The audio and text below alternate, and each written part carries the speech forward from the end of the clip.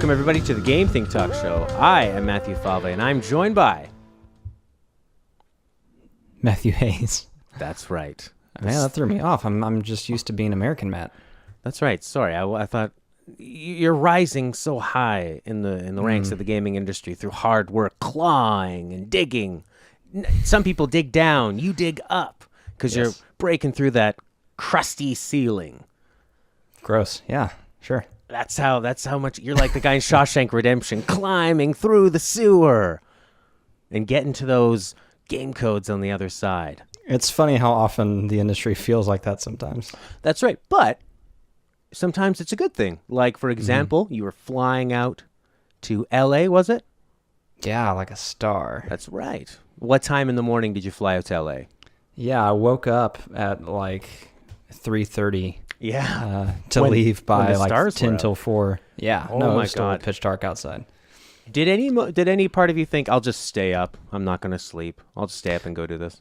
No, actually, I went to bed I got in bed super early so I could try to get sleepy. And I got almost 6 hours of sleep, so it wasn't that bad. You are a pro. And you were flying out there to check out what game? Yeah, we were looking at Injustice 2. Warner Brothers and NetherRealm had a few like corrals. I was part of this group of journalists that came in and media, and there weren't many of us. It was me and like 6 or 7 other people in the preview room. The rest of them slept in. Probably. I wouldn't doubt it. And then it was like all the influencers and YouTubers, the important people came after us, the people who were actually like fun to watch. They had a big stream with all these YouTubers that had crazy subscriber numbers and stuff. But I really enjoyed it. It was very intimate, a little event, and Ed Boon was there, and Tyler, the guy who runs all these Watchtower streams where they play and they show off all these new characters and stuff and some high-level gameplay. So it was neat for me because, WWG and comicbook.com work hand in hand. We're all in the same office and, part of the same company. So Injustice is one of those kind of sweet spot games where it appeals to fighting game people and, of course, like comic book, DC Comics nerds in a huge way. So this is not hyperbole or exaggeration. I've probably written like 50 or 60 Injustice 2 articles just this year. And anytime anything happens, we're there. So it was nice to be there and actually see these people in person that I've been watching on streams and in interviews and stalking on Twitter. And of course, it was just nice to get my hands on the game again. We played it a little bit in the office during closed beta. And now I got my hands on it with the whole roster out there and got to try, 5 or 6 new characters. And I probably spent about 2.5 hours playing the game.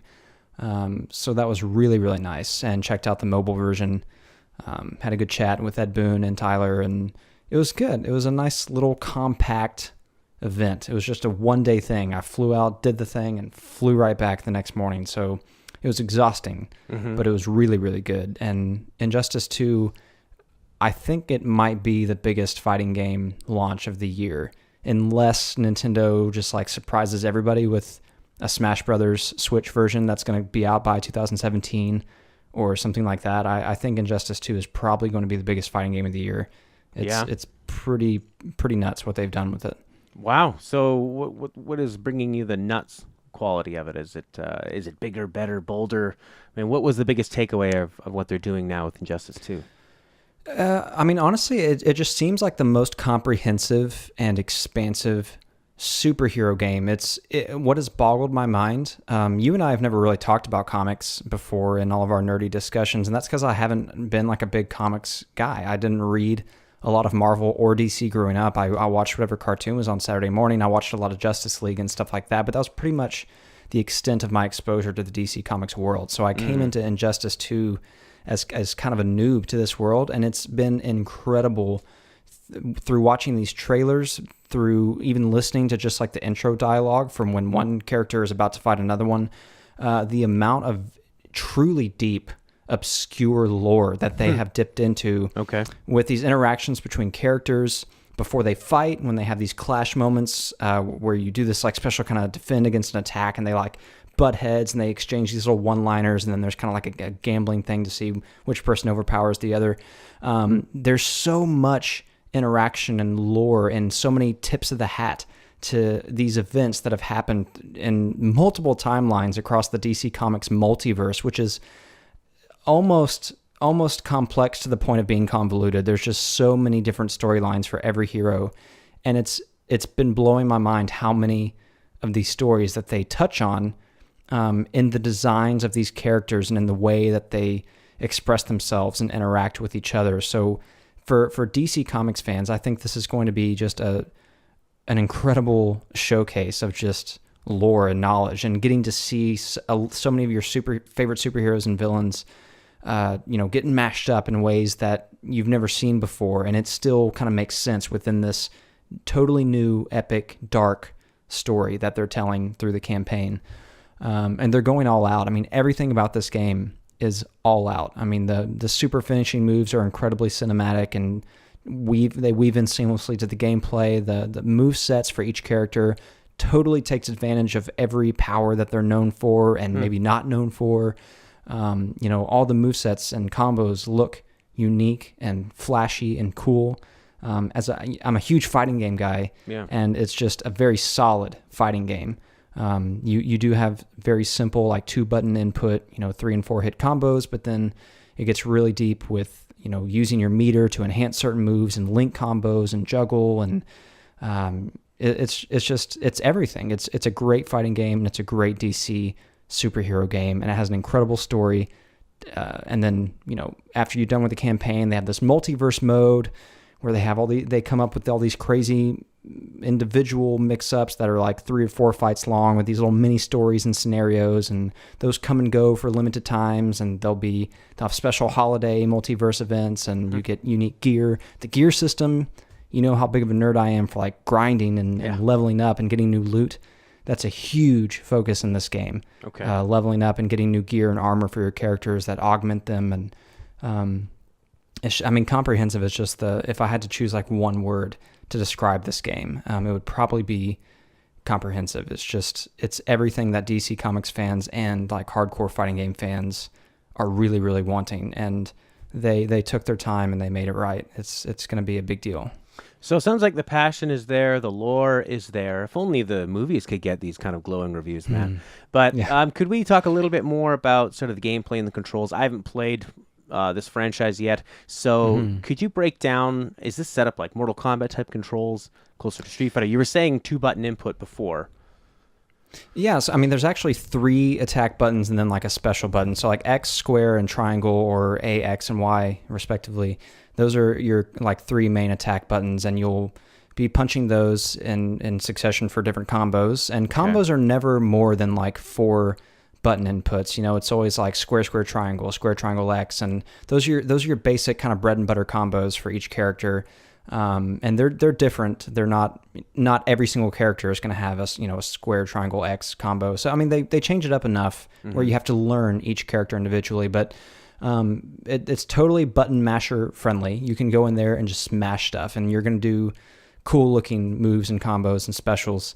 But basically, it's kind of Mortal Kombat style. You'll hold back to block, and then you kind of just go at it. And the learning curve is really learning how to link your combos together, how to utilize the environments are incredibly interactive, and you can, if there's something laying around, if there's a control panel in the background, or a missile hanging over your head, or a crocodile strung up, pretty much anything you can see that pops in the stage you're fighting in.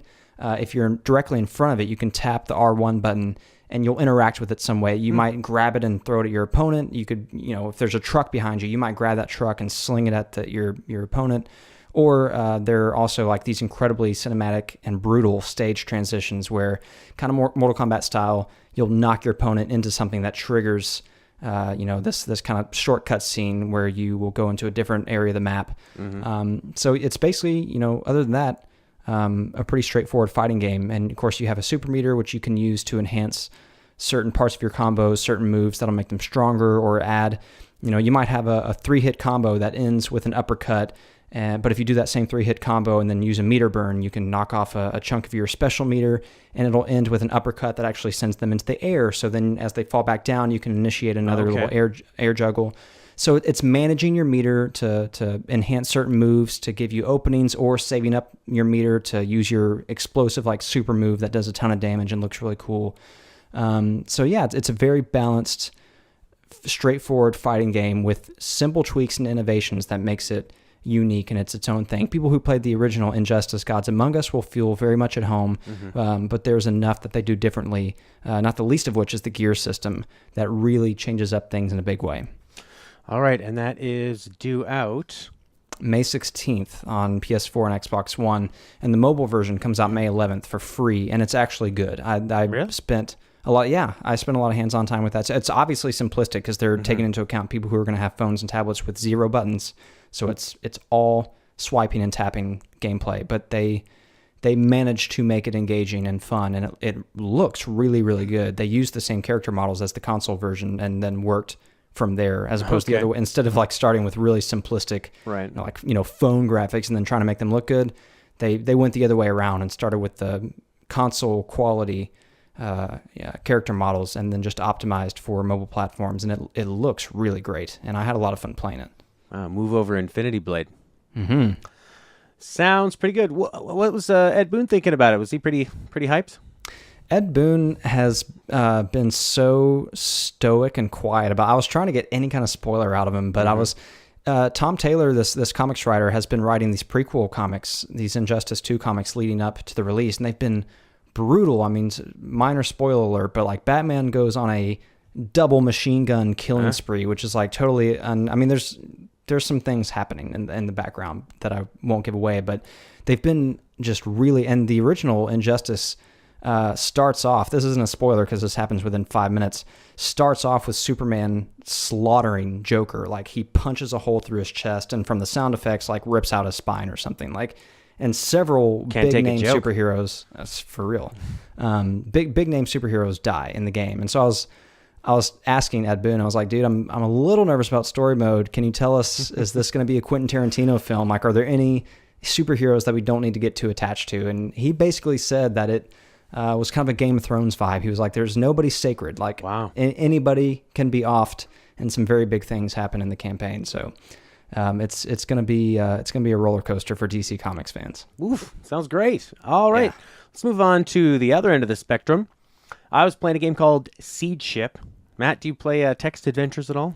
One of my favorite games of all time was an all-text online RPG called Legends of Khazran. So my heart is there in the genre. Okay, well this is a sci-fi game. You can play it in a browser, completely free. The point of it is that you're in control of this AI, an AI controlling a ship full of all of the survivors from the human race. The ship has left Earth looking for something new. They contact Earth. You find out everyone on Earth must be dead. This is it. You have like 900 colonists. Unlike a lot of text games, this keeps consistent stats all along the left-hand side, so you can see how many colonists are still alive, your resources. You're trying to keep as much together as you can until you can find a suitable planet. When you approach a planet, you can send out probes. You have a limited number of those. And you're looking at a planet's atmosphere, gravity, temperature, water, resources, whether it has animals of any kind that are of any use to you. Now, obviously, you get to these planets, and maybe it looks great, but say the gravity's too high. So you can either choose to colonize there, and then it'll tell you a little mini story. It only takes about 2 or 3 minutes to get through the game, or you can spend 10, 15 minutes, see how long you can last. So it'll tell you a little story like, based on all the decisions you made, so what you got there with, what you had to sacrifice along the way. And they'll say, oh, well, the people lived well, but because of the crushing gravity, they could only venture outside their domes in these special machines, and that caused this to happen. So to me, it's the best parts of sci-fi, because the best parts of sci-fi for me are a fantastical situation, proposing it, and then just kind of playing and fantasizing about how humans would react to that.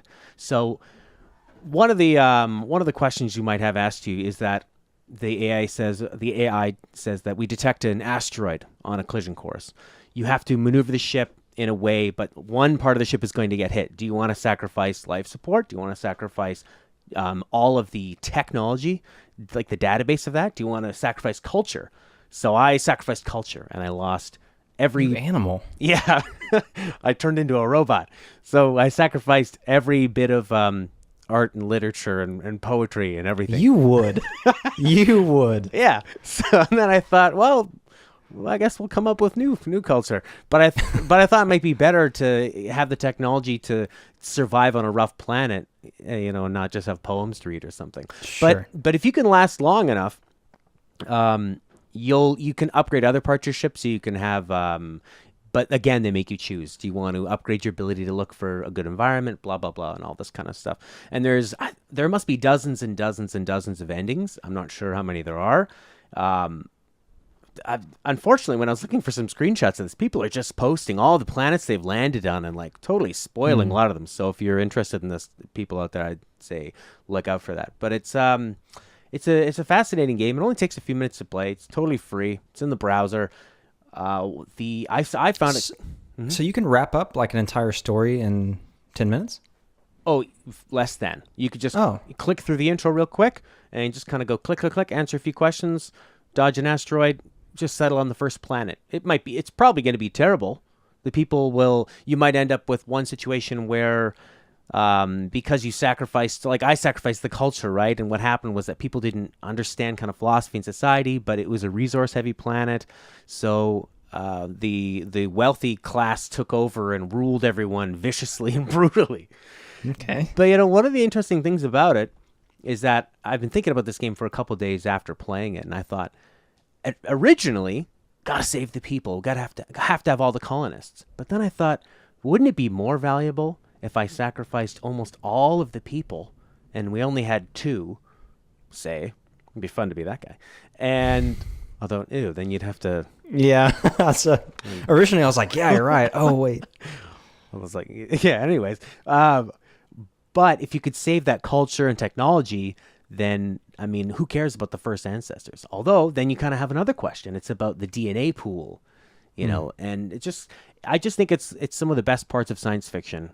It really stuck with me, and it's totally free. It's made by, I think his name is Anthony Daliff, and he's a sci-fi author, and he just started up a Patreon, and you pay per game, and this is his first big release. His next one, he says, is going to be completely away from sci-fi, and it's going to be a lot more character and narrative driven. I think it might even go for more of like a fantasy vibe or maybe a barbarian thing or something. But he's being pretty coy about it. So it's if you're the kind of person that's turned off by text adventures, but if you have any interest in sci-fi at all, I'd say check this out. It only takes a few minutes and it's totally free. Right on. Yeah, that's a good way to kind of dip your toe in the water. And like you don't have to make a huge cut. Like with Legends of Khazran, it takes several weeks, like any huge RPG, to really see if you want to get into it. But this sounds like you can kind of hop in and 15 minutes, if it's going to be your thing or not. Oh, 2 minutes. I originally saw a tweet by the guy from Campo Santo, makers of Firewatch, and he said he was in it for just a couple minutes, and he already knew he wanted to recommend this to people. I tried it, quickly wrote a review after playing it a bit, and then I guess probably the guy from Campo Santo. I don't think I can take the credit for bringing that much attention towards it, but it crashed the site that it was hosted on. Oh, cool. So there's so much interest in it. But I put up an alternate link in our article on the90skid.com. People can check it out there if they want to play it. Right on. All right. Let's go back to AAA. Mario Kart 8 Deluxe. Yeah, buddy. You played the heck out of Mario Kart 8 on the Wii U. That is an understatement. I really did. I played it so much. And now you've got Mario Kart 8 Deluxe on the Switch. Is it worth picking up for somebody? Is it worth buying twice? There's a battle mode that's added. Yeah. Is that the main feature? New battle mode? Well, yeah. Other than the fact that it's on the Switch and you can take it anywhere. I feel like that is really the main feature, and the visual upgrades. I did play. I feel like I am the perfect case study because I spent so much time with Mario Kart 8 and all of its DLC. I did almost everything you could do except for getting all 3 stars on the 200cc races. I did everything, and played a ton online. So like I got my money's worth for that game. So yeah, that was really the only big question with Deluxe coming out. Is like, is it worth it for people who already own and played the first one, because it's pretty much the exact same game. And yes, it is, thank God. They did add, a few different things. Have, instead of just the blue spark sliding boost and then the yellow spark, have a third tier speed boost when you're drifting around corners. So that tweaks the gameplay somewhat. You now carry 2 items instead of 1, which actually tweaks the gameplay more than you might think. It really adds a layer whether you're in the lead or like in the middle of the pack or in the back. It does change the way you use and plan how to use your items, and especially in the battle mode, it makes things a lot more chaotic than they would have been otherwise. And then that battle mode obviously is just a huge godsend, because in the first Mario Kart 8, in the original, there were no like tailor-made battle stages. They just dropped you in a regular course, and you had to just try to find the place in the giant loop that other people happened to be, and that was awful. Yeah, because those courses are very, very long.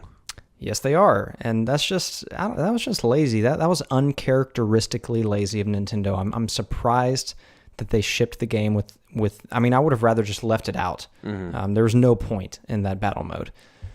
So yeah, actually having these, central, newly designed, handmade stages, 8 of them for battle mode, and several different modes. Mm-hmm. You got your balloon battle and Shine Thief, I think it's called, and the Cops and Robbers mode. They're all really fun. I played quite a bit online in battle mode last night, and everybody was having a ball. So, and the visual upgrades, while small on paper, just playing in TV, going from 720 to 1080p, right? It's been nice. And how games will there's like a draw distance where details, they kind of like up to a certain distance, like everything is really detailed, and then it gets a little fuzzy like later on to just save memory and processing power. I can tell it's been a significant, like they pushed that detail line way back, and now you don't really notice it or see it at all when you're driving around. Everything just looks incredibly crisp and detailed.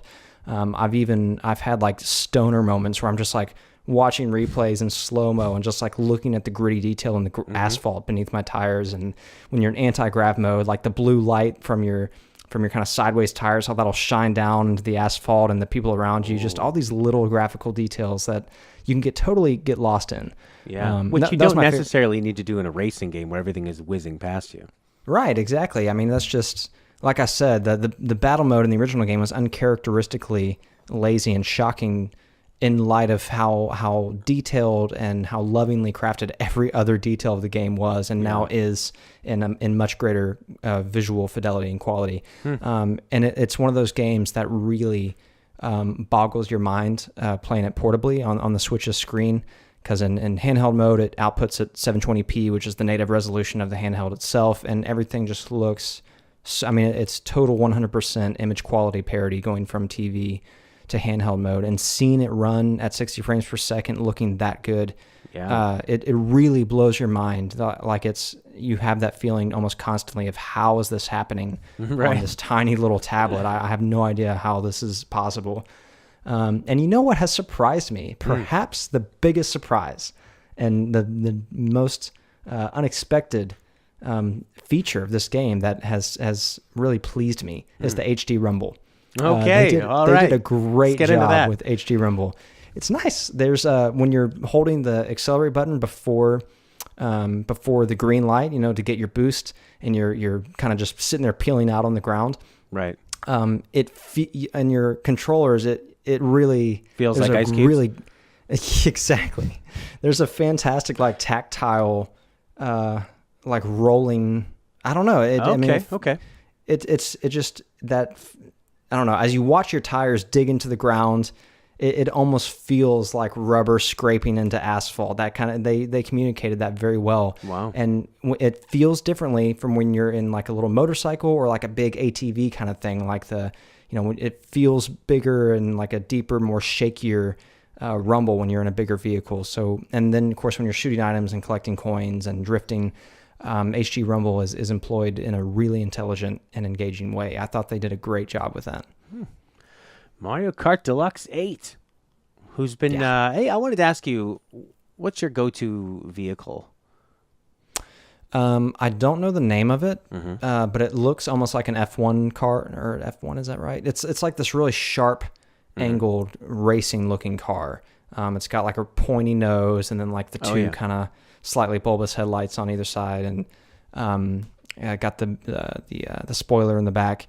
That's kind of my go-to. I think most characters look the coolest while in that. I also like the big sneaker. There's like a big tennis shoe, a big colorful shiny tennis shoe that I really like, and putting really interesting tires on that one. I think in replays, especially on tracks like Rainbow Road, where there's a lot of color and stuff in the environment around you, I think the shoe looks really cool. Sounds like you're seeing a lot of colors over there. Yeah. They should have that green boot from Mario 3. That would be really cool, actually. That's an iconic item. They'll probably sell that as an amiibo. Yes. Mario Kart 8 Deluxe sounds worth it. Oh, have you played any local co-op at all? No, I haven't. I need to. I took it into the office, but that was right when I got back from LA, and most everybody was gone. So yeah, I need to do that very soon. Got to ask but online it worked great. Okay, yeah, maybe. Very nice. Because that was one of the things I was excited about playing Mario Kart 8 on my pitiful Wii U. Is fantastic until I loaded it up with 3 people, and then it's quite a slowdown, and it kind of robs it of the extreme pace. So I wanted to see how it runs. I wasn't even thinking of. I have played it at the Nintendo Switch preview event in New York City. Right. I played it with 3 other people, split screen, and it was fantastic. Yeah, felt silky smooth. Yeah. Woo! All right, Mario Kart 8 Deluxe. Hey, let's talk about another great Nintendo title. Yeah. We were both crazy on Breath of the Wild when it came out. You had a review copy. You were playing it like bonkers. Yeah. Getting that review ready. And then you started your copy again. Yeah. Because Nintendo doesn't believe in transferring saves across. I played it like crazy when it first came out. And we both took a big break from it. Mm-hmm. And I think we were on the same spot where we had gotten all the Divine Beasts. Yeah. And then took the big break. We both came back. I came back because you suggested it. And I thought, that's a great idea. So today, I hopped in, went towards Ganon, the Calamity of Ganon. And how about for the first few minutes, we'll say no spoilers, what we think about going back to it. Okay. And then we'll get right into the spoilers of it. Because it's been out for a while, and we're not really talking about a review sense. We're talking about what's it like to come back to this game. Because I'll start off and say that I had such a magical connection with this game. I'll always remember March of 2017. I hope that's when it came out. And just feeling like a kid again, and that the obvious exploration and wonder that everyone talks about that this game does, and how well that worked. And I thought, what's it going to be like going back? Are there going to be too many systems to remember? Is it just going to seem like a big chore list of things to do? But the controls felt great as soon as I got back into it. I was on top of some snowy mountain learning how to snowboard and played that for a bit, and then I charged into that castle. And I think if we talk about anything else, it's going to be spoilers. So maybe why don't you give me your spoiler-free impressions of coming back to it? Yeah, I mean, I played at least like 1 or 2 days a week. I never stepped totally away, but they'd be very short sessions, and it would I would run around collecting new bugs or trying to explore a different part of the map and get a new tower. But it was actually, I got back into it hardcore on my trip to LA. I bought a portable battery for my Switch, which was a godsend. Like, if you own a Switch, you need to get I think it's the Anker. I don't know actually how to pronounce their company name, but it's the Anker 1000 or 10,000. I forget what it is. It's like $23. It was like $25. And I had like a 5-hour and 20-something minute flight. And I plugged up the portable battery. It's the size of a deck of cards. Right. And I just had my little Hori Nintendo Switch stand that I put it on my tray table on the plane. I took the Joy-Con out and just had them like in my lap. And with that little portable battery tucked under the stand, which it fit perfectly. Okay. When I got done with my flight, my Switch still had 100% battery. Like, all right. I didn't drain the battery at all, so that was perfect. And the entire plane ride, I played Breath of the Wild, and then I fell in love all over again. It got me right back in.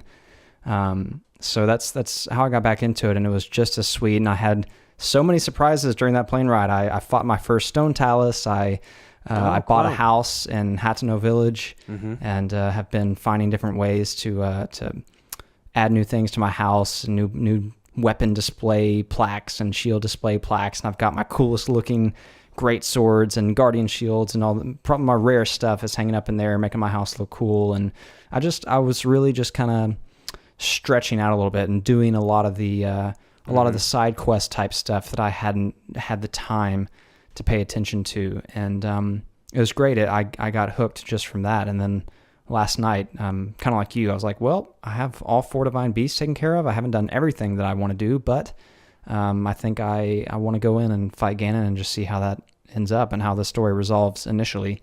And I did. Okay, let's go spoilers from now on, and let's talk about that final battle. I'd seen a lot of people on Twitter say, "Oh, what a letdown." And when I was doing it, I thought they must have been trolling me. They must have just been trolling in a good way, like not setting me up for failure, because I really, really enjoyed the epicness of deciding to go towards it, and you have to fight those guardians. But oh my gosh, I didn't fight any guardian at all.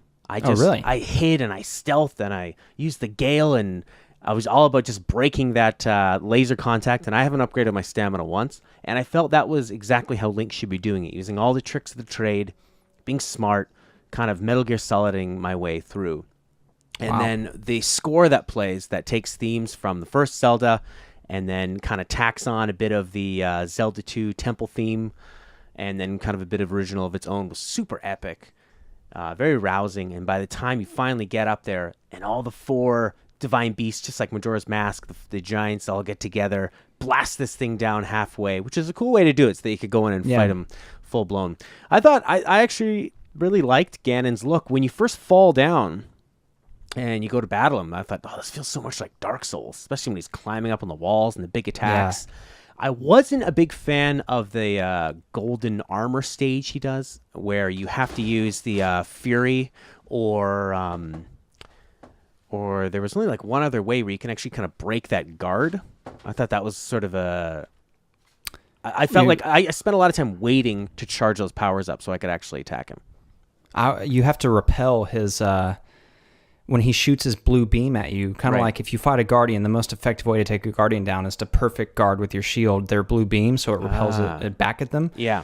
When he's glowing red and has that like impenetrable shield, he'll at one point or at multiple points he'll kind of aim his beam at you, and if you perfect guard it back at him, it'll take his shield down and he like collapses on the ground where you can start wailing on him. See, I did actually do like a shield, just a regular shield thing, and that bounced it back when I was up and nice and close and I was able to get at him. But that part took me a really long time, and that's kind of where I lost a bit of momentum for it. But did you find that part difficult, the first phase of him? Not necessarily difficult. I mean, I was pretty prepped. I mean, I ate something. I had plenty of stuff cooked and ready to go. So I had eaten. Did you have the Master Sword for that fight? Yeah. Okay, so I had a Master Sword, which obviously when you're fighting Ganon, like has an attack power of 60. So I had the strongest weapon you could have for that battle. I had Guardian Armor, the ancient Guardian Armor, and that was leveled up quite a bit. So I was prepped. I had extra hearts. I had my attack up, and I had gotten really, really good at repelling beams. Because I actually fought like 7 guardians going into Hyrule, and the perfect guard for their beams is something I've been practicing for quite some time. Right. Because I've taken on so many of them. So I kind of. What took me a while was the second phase to realize that is what was going on. I was shooting bomb arrows and doing no damage, and I was swiping and doing no damage, and I was like, there's some trick here. I don't know what it's wanting me to do. And I was just avoiding his beam up until that point. I had reflected one back at him in the first phase, but finally I just stood there with my shield up while he was aiming at me with this blue beam, and I knocked it back at him, and then I realized that's the gimmick.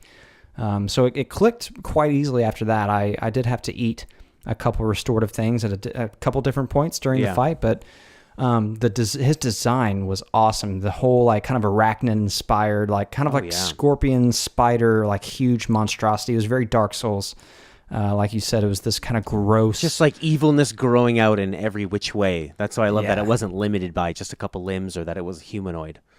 And and not humanoid. I like the fact that they didn't just make a Ganon, that they just or a Ganondorf. I like that they actually made it this just gross, evil beast, and it was almost like something you didn't want to get too close to, which is always that's something I appreciate about a lot of Dark Souls bosses. I just don't want to get too close because they look so gross and dangerous, and I got that vibe here too. So I appreciate that they made this final showdown so kind of epic and scary. And then once you get outside, that was like a real Shadow of the Colossus vibe where it's gigantic, you're on a horse. I wish they didn't have trees outside, because when I'm having this epic battle and it's very cinematic and I'm trying to aim to the side as I'm running around, and then your horse like hits a tree and stops.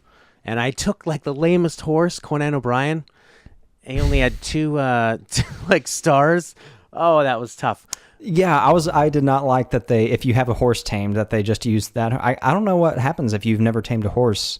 Or did you get to pick? Well, I picked my horse to go to it because I thought the horse will be really good for dodging guardians. Oh, so gotcha. I sort of took him, and I just assumed he was still there when you go to the field. So they just teleported I only one there have for you. one. Yeah, I only have one horse tamed. I named him Milo. He was my only horse throughout the game, and when I went through that phase, that was the horse that I was on. I wonder what happens for people who have not tamed a horse at all. If it they might probably give you, just give you Epona. That would be awesome. Oh, that'd be cool. But they shouldn't get rewarded. They haven't done anything with horses. Yeah, my horse was no stud either. I felt kind of silly. He's really ugly, kind of brown spotted cow style. And actually that phase took me quite a long time because I got the light bow, but I didn't realize you have to switch to it. I got the light bow, but I still had my other bow equipped. Right. But I didn't realize it wasn't the light bow. Oh, and, yeah. I went through like 4 or 5 phases of those light circles showing up on his body, and I kept wailing away on him. Like I wasted all my arrows, and it wasn't until I realized that I was doing something wrong. Seriously, it has and then infinite everything clicked. shots. That was kind of easy though, wasn't it? That's just kind of like a gimme. Yeah. That was like just more for the cinematic feel. Yeah, it was. Maybe that's kind of why people thought it was a bit of a letdown. I still felt very engaged in the battle. Like I know I'm liking it when my butt's clenched up and I'm like, ugh, trying to dodge. I kind of wish his attacks were a bit more widespread. Yeah, where it felt like it was way too easy to just get behind him because now he was. It's like, well, you're a little too big for your britches there, Ganon. Wasn't a great form for you to take. But going underneath and blasting him in the belly, and then for the final shot, I did the Gale, which is my favorite power, shooting up and then doing that slow down arrow thing to knock down. And then that was a great way to end it. Oh, it was. And then the great thing at the end, we were talking about this earlier, because when this game first came out, I saw some person had tweeted like, "Oh, great, classic female in distress syndrome. I can't believe Zelda hasn't." I mean, they should actually play the game before they talk about it, because Zelda was the key the whole time. You were saying she's been there for 100 years, just waiting. She provides the bow. She doesn't forget that. She's prepared. She's like, all right, Link, you do this. And then she was the one at the end that took all that force and then just zapped him into nothingness. I love the that sort of more modern, like dice kind of battlefield sound where then like and just sucked him out. It was a pretty cool ending. I really, really enjoyed it, and I didn't feel let down at all. And I felt it was just such the culmination of that long, long journey and everyone coming together. And then Zelda it's being not the star. actually the true ending. She asked you a question at the very end of the game. Again, spoiler alert, but since we're here, if you made it this far, at the very end of the game, she asked, "Do you really remember me?" Yeah, that's and right. That's how it ends. I found out, and I don't know what happens, but I found out that if you actually collect all of those lost memories that Impa gives you on your Sheikah slate, that unlocks a true ending between you and Zelda. Oh my God! Now I know, and now this is great. And then it puts a little star in your save file. It puts you right back out there. Because I was wondering why it did that. Like, why? I thought maybe they just don't want to render the castle again and draw it happy. So they just, because when you load your game again, it's like that never happened. So now I can go back, do all my side quests, get my Korok seeds or whatever, Korok. And now I'm going to be going after those photos. I never would have done it. Thanks, Matt. Yeah. All right. Well, Breath of the Wild. Did you have any other thoughts on that ending or coming back to it? No, other than just, I think they towed a really great line with Zelda and with Link. I appreciate the fact that Link was somewhat androgynous in this adventure. I feel like that's maybe why a lot of women are drawn. I mean, Zelda has a large female player base as well, but I feel like I've seen a lot of girls playing Breath of the Wild. And I think one reason is because Link has he has like very manly. I mean, he always stands like with his hands on his belt, kind of manly, and he has those moments too where he has these like somewhat feminine qualities that shine through. Sure. And I like that in a hero. It's nice to not just have a cliche caricature of, male fantasy heroism. He's actually like this kind of fleshed out, middle of the road, somewhat androgynous character. I appreciated that. And then Zelda too, I think, is a very complex character. I mean, I've collected a handful of those memories, and the more you learn about her character in the past and what she's been through and what she's doing, there's actually so much strength there and like self-sacrifice in what she's been doing. And so much like put upon her shoulders by her dad, the king, and just by fate, and basically what she has to deal with. And it's not really like going according to fated scripture. Like, she's not this just, instant like priestess who has these powers. Like, she's really struggling to find the power that she's supposed to have. And, it doesn't, like, we never actually like see it work out perfectly for her. We just know that she made this huge sacrifice and has been, for 100 years, like containing and toiling with this ultimate evil. And it's like, I can't think of anything stronger or more heroic than that. And then, like you said, at the end, it's actually her and, her power in the Triforce just totally obliterates this ancient evil. It's like, I don't know, like, I guess we're not playing as her throughout the game, but she's not this just dainty, Zelda into like princess in distress that just needs help all the time. Like, she is the pivotal hero of the story. And that's why they call it The Legend of Zelda. That's right, sir. Little Link. Thanks for helping. Link is the mediator that comes in, but this story will be about her. Awesome. Thanks, everybody, for watching. Thanks, Matt, for joining us. Mm-hmm.